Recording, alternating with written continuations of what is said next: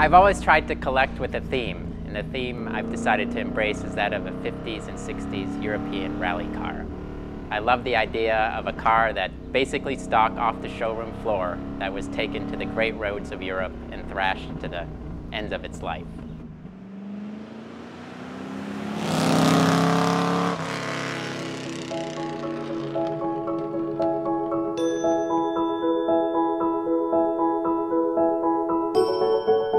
My name is Hans Abrahams, and I drive a 1967 Volvo 123 GT, a 1966 Sunbeam Tiger Mark I-A, and a 1965 MGB.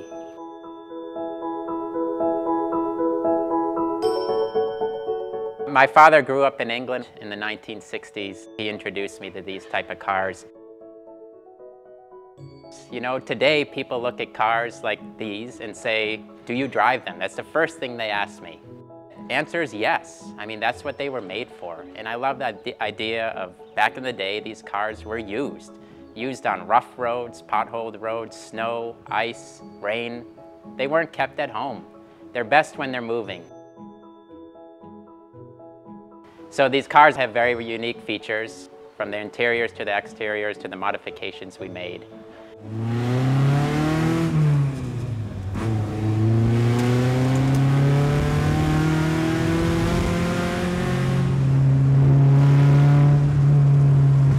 The Amazon was a very important range for Volvo. So in 1967, Volvo decided to make a performance variant of the Amazon.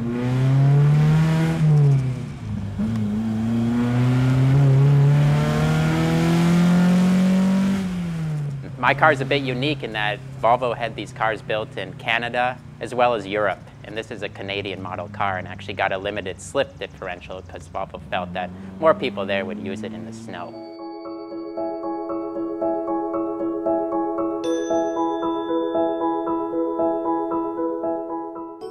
So when we got the car, I had it modified to resemble a period rally car of the time.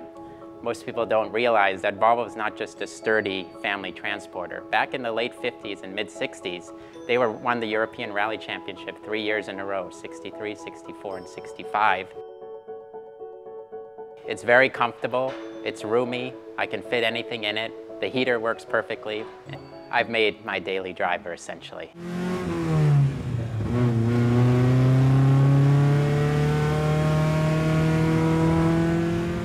It's a great way to start the day. I get up early in the morning, I walk into the garage, it makes me smile as soon as I see the car.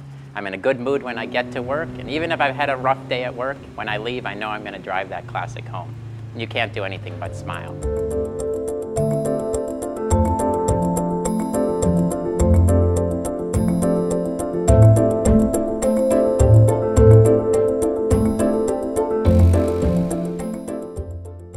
MGB, it's meant to be a race car. It's really, really loud.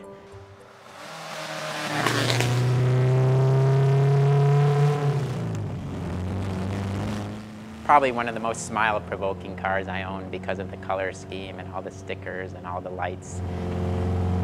It's a 1965 model. It's a 5-main bearing engine.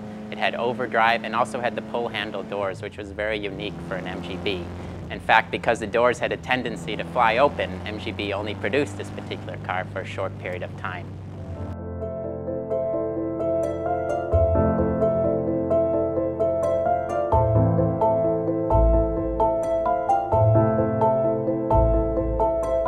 Basically has every modification used back in the day. It still runs twin SU carburetors. We have the buckles for the hood and bonnet. We have the black wire wheels.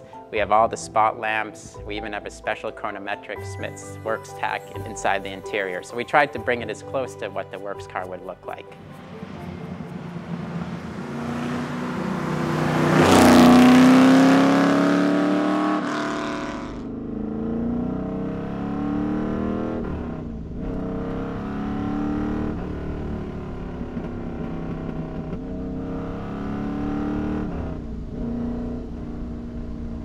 Sunbeam Tiger is a 1966 model. I purchased it about 6 years ago. Growing up, it was always the car I wanted to own.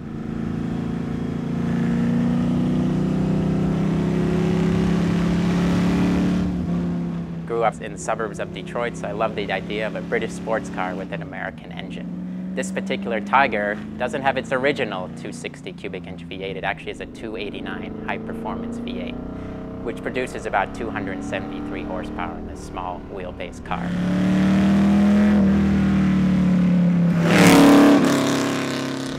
It's absolutely fantastic to drive. The noise is unbelievable. It's thunderous.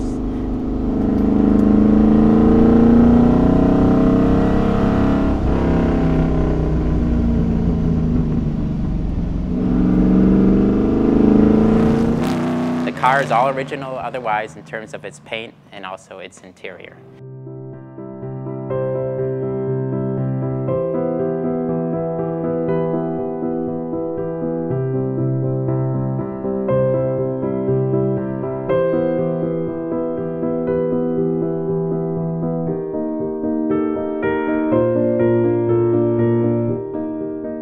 In the mid-60s, everybody was coming out with performance cars, so they wanted something that they could tie in with that idea. So, having seen how successful Shelby was with the Cobra, they thought maybe they could fit the V8 inside the Alpine and create a totally different car. In fact, they did take a sledgehammer and bash the firewall in order to slide that V8 in there. It's traditionally called the poor man's Cobra. It basically has a 289 spec Cobra motor. You know, as a 4-barrel Holley carburetor, an Edelbrock, a manifold, GT40 heads, and straight pipes. But it looks very diminutive, doesn't look very menacing, but you turn the car on and it totally changes the nature of the car. It's really a hybrid in the best sense of the word.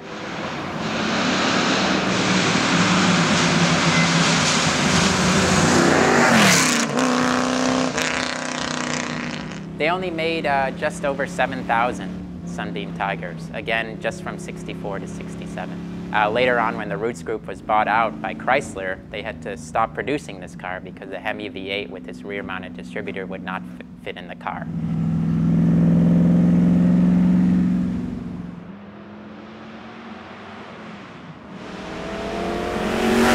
In order to service this car, it's a bit difficult. The spark plugs in the rear, for instance, cannot be reached unless you go through the interior of the car. There's a little door that you can put your hand through and change the plugs. But it's not the easiest car to work on. There's not a lot of room. It has a tendency to overheat. But other than that, it's a very reliable car, very enjoyable car.